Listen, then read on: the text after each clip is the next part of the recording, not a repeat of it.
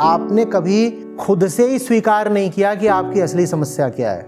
मान लिया एक बार मैंने साफ साफ ऐसे उंगली रख के पिन पॉइंट करके कि ये मेरी असली समस्या है, तो आप जो भी कुछ करते हो, पूजा पाठ, तप, यज्ञ इत्यादि, आप पूछ लीजिए कि इससे आपकी परेशानी कैसे मिट रही है। हम ना ध्यान जानते, ना यज्ञ जानते, ना पूजा जानते, ना पाठ जानते, ना भजन जानते, ना कीर्तन जानते, कुछ जानना नहीं, कुछ समझना नहीं, बस करे जाना है, निभाना है। हर चीज कामयाब हो सकती है, बिल्कुल हो सकती है, अगर आपको पता हो कि उस चीज का इस्तेमाल आपको किस लिए करना है।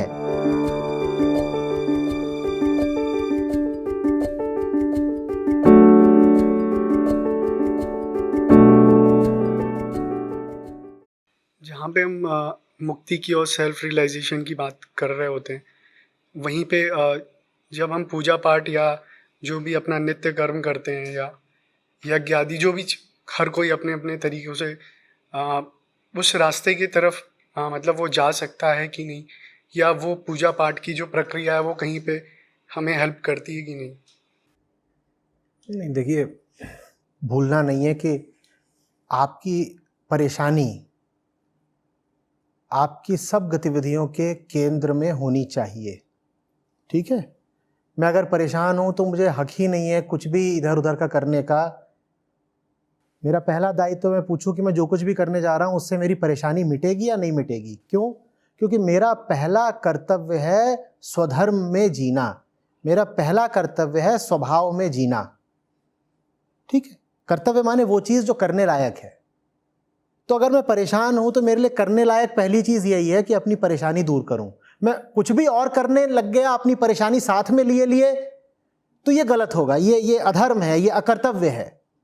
समझ में आ रही बात? तो आप जो भी कुछ करते हो, पूजा पाठ, तप, यज्ञ इत्यादि, आप पूछ लीजिए कि इससे आपकी परेशानी कैसे मिट रही है, और साफ सवाल। ठीक है, मैं ये नहीं कह रहा कि आप कुछ माने, ना ये कह रहा हूं कि कुछ ना माने, पर पूछिए जरूर कि ये मुझे जो कुछ भी करने को कह रहे हो, इसका मेरी जो सीधी सीधी समस्याएं उनसे ताल्लुक क्या है। मालूम है आप ये सवाल क्यों नहीं पूछ पाते? आप ये सवाल इसलिए नहीं पूछ पाते क्योंकि आपने कभी खुद से ही स्वीकार नहीं किया कि आपकी असली समस्या क्या है। पहले खुद तो स्वीकार करिए ना कि मेरी असली समस्या ये है। मान लिया एक बार मैंने साफ साफ ऐसे उंगली रख के पिन पॉइंट करके कि ये मेरी असली समस्या है। अब मैं इधर उधर कुछ कर रहा हूं तो अब मैं एक साफ सवाल रख सकता हूं। क्या साफ सवाल? कि ये मैं जो भी कुछ कर रहा हूं इधर उधर, इससे ये समस्या मिटेगी कि नहीं मिटेगी। ये बिल्कुल साफ सवाल होगा जिसका साफ जवाब आएगा यस और नो। इसमें आप कोई धोखाधड़ी हो नहीं सकती।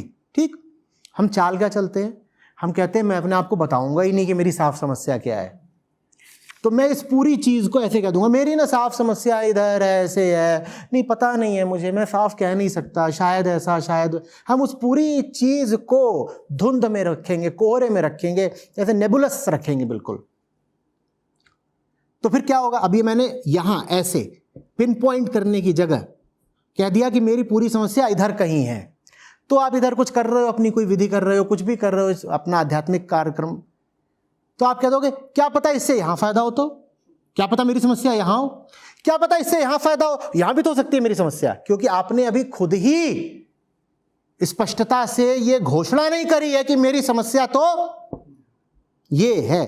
तो कोई किसी के पास आप जाएंगे, वो कहेगा देखो इस करने से ना ये फायदा होता है। आप कहेंगे हाँ बढ़िया चीज है, क्योंकि क्या पता मेरी समस्या यहीं पर हो, क्या पता यहीं पर हो, क्या पता यहीं पर हो, क्या पता यहीं पर हो। समझ में आ रही है बात? हम ऐसे हैं जैसे हमें गुप्त रोग है कोई, और हम खुद ही नहीं मानना चाहते कि है, लेकिन कुछ कुछ तो होता ही रहता है ऊपर नीचे बीच में।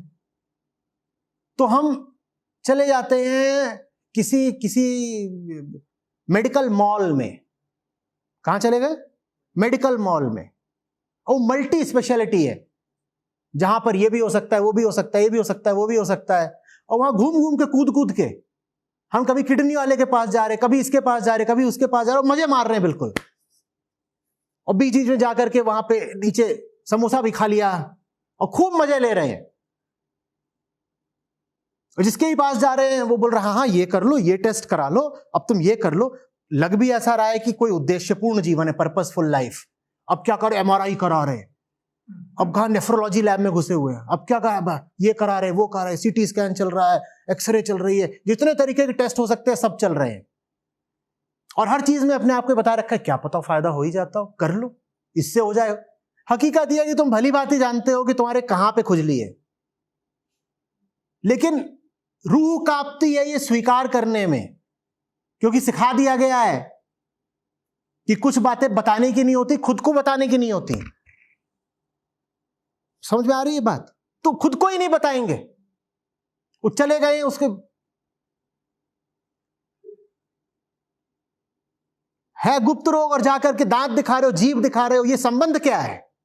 मुंह में कैसे?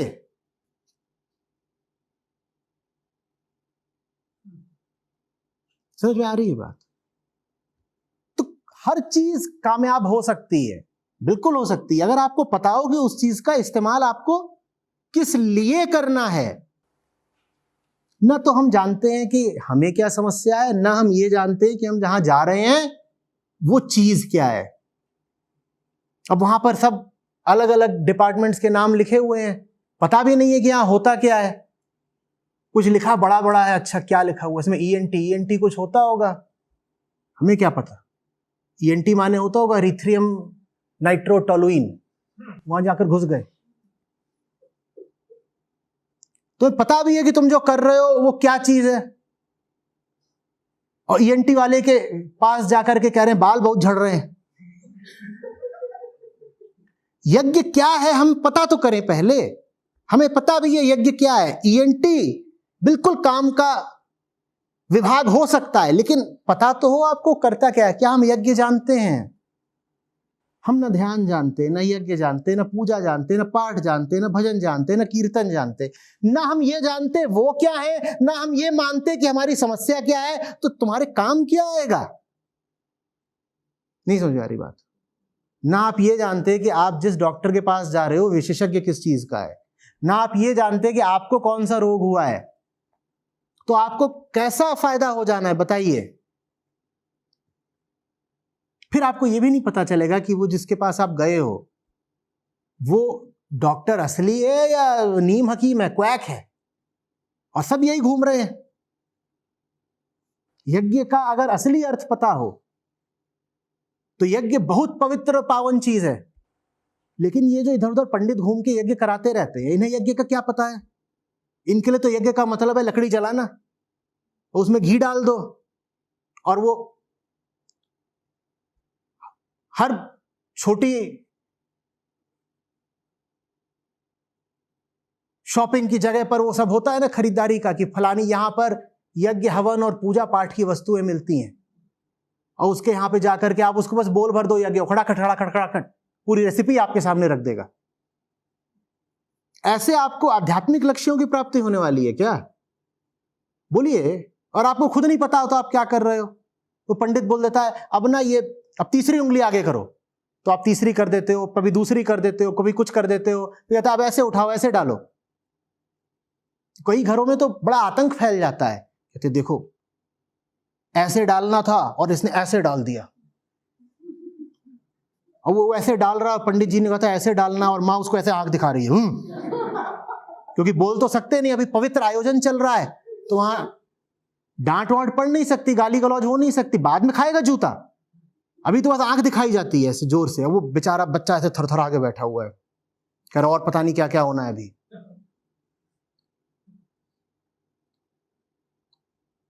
एक तो होती थी पंडितों में, मतलब तो बता दो बोल क्या रहे हो, उसे खुद ही नहीं पता।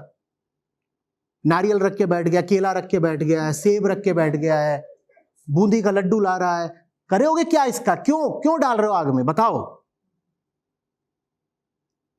यज्ञ का अगर वास्तविक अर्थ नहीं पता तो उससे लाभ कैसे पाओगे, बताओ। और कोई भी पूजा कर रहे हो, ओम जय जगदीश, अरे अरे जगत पता नहीं, जगदीश की क्या बात कर रहे हो? कुछ पता भी कर लोगे या बस यही बोल दोगे कि तुम सबके स्वामी? स्वामी तुम्हारी अर्धांगिनी है, काहे झूठ बोल रहे हो जगदीश थे तुम सबके स्वामी? सबसे बड़ा स्वामी अहंकार है, और वहां जाके बोल रहे हो मात पिता तुम मेरे। कैसे मात पिता? अभी बैंक का फॉर्म भरोगे, उसमें लिखोगे मेरे बाप का नाम जगदीश है, तो काहे वहां पर झूठ बोल रहे हो खड़े हो करके? क्या फायदा मिलेगा बताओ ऐसी आरती से? कुछ अर्थ तो समझेंगे या नहीं समझेंगे? यही वजह है कि जगत घोर रूप से अधार्मिक होता जा रहा है।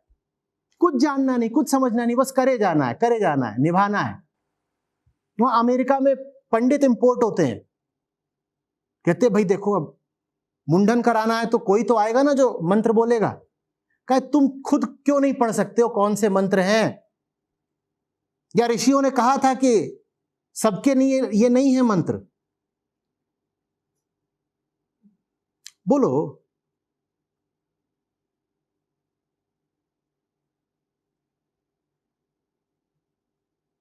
धर्म बोध के लिए है या अंधानुकरण के लिए है?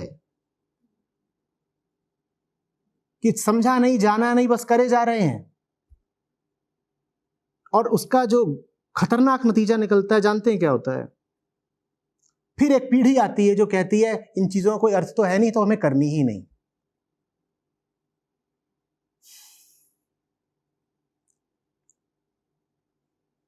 बिना जाने समझे पूजा पाठ करते करते ये स्थिति आ गई कि अब एक पीढ़ी खड़ी हो गई है जो किसी भी तरह की पूजा, कोई पाठ, कोई जप करना ही नहीं चाहती। और हम उनको दोष नहीं दे सकते, क्योंकि उन्होंने अपने घर में यही देखा है, माँ बाप को, दादा दादी, नाना नानी को, कि ये बिना जाने समझे कुछ भी करते रहते हैं। बस ऐसे ही खड़े हो जाते हैं, करना है ऐसा है वैसा है, घंटी बजा रहे हैं और साथ में इधर देख रही है कि बहू क्या कर रही है। ये करते हो नहीं करते हो? इधर घंटी बज रही है, वहां कुकर ने सीटी मार दी तो देख देख, तुम किसको बेवकूफ बना रहे हो? वहां वो छोटू खड़ा हुआ है, अब वो जिंदगी में कभी घंटी नहीं बजाएगा क्योंकि उसने देख लिया ये क्या है। एक पूरी पीढ़ी को अधार्मिक बना डाला हमने। करा है कि नहीं करा है? बोलिए ना।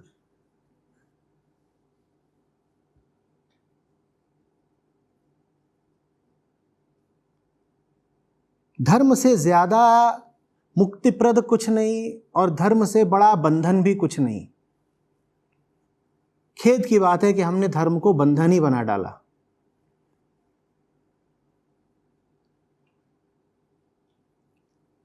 जीवन ही पूरा यज्ञ होना चाहिए। वो जो आप आहुति दे रहे हैं वो स्वयं की देनी है, और वो जो ज्वालाएं हैं सब, उनका काम है कि आपने जो कुछ आहुति में दिया हो उसको उठा के ऊपर पहुंचा देना। ये प्रतीकात्मक है। खुद को किसी ऐसी जगह झोंक दो जो तुम्हें उठा करके सीधे आसमान से मिला दे। ये है यज्ञ का वास्तविक अर्थ। समझ में आ रही है बात? नहीं, लकड़ी जलानी होती है और यज्ञ से जो धुआं निकलता है उससे हवा शुद्ध हो जाती है। कैसी बातें कर रहे हो? ऐसे इतना प्रदूषण है, तुम लकड़ी जलाओगे उससे हवा शुद्ध हो जाएगी? क्या है ये? अभी ये जब वीडियो प्रकाशित होगा देखिएगा। अरे जब तुम कुछ जानते नहीं तो इतना बोल क्यों रहे हो? जाओ पहले हमारे पुरातन विज्ञान की कुछ जानकारी लेकर के आओ। ये सब वो बता रहे हैं कि लकड़ी जलाने से हवा शुद्ध हो जाएगी। अरे तुझे आचार्य किसने बना दिया जब तू हमारी पुरानी स्वर्णिम संस्कृति के बारे में कुछ जानता ही नहीं है?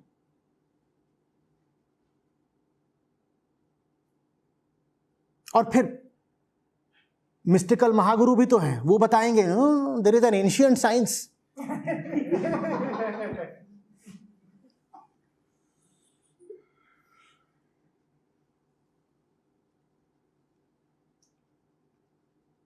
हो गया खत्म। देखो उन्होंने बोला तो एंशिएंट साइंस है।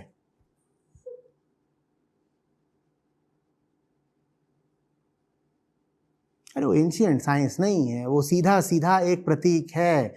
भूलना नहीं है कि सारी बात किसकी हो रही है? अपनी अहम की हो रही है। वही परेशान है, वही दुखी है, उसी से राहत चाहिए, उसी का समर्पण करने की सारी बात है। पहले मैंने तुझे वो सब कुछ दिया जो मुझे व्यर्थ ही प्रिय था, जो मुझे व्यर्थ ही प्रिय वही मेरा बंधन है।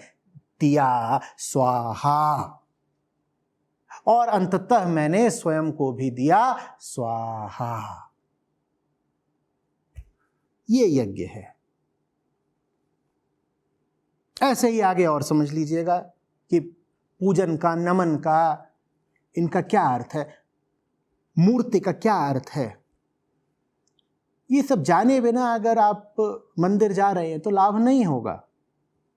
और मंदिर बहुत लाभ की जगह हो सकती है अगर उसको रूढ़ि की जगह न बना दिया जाए।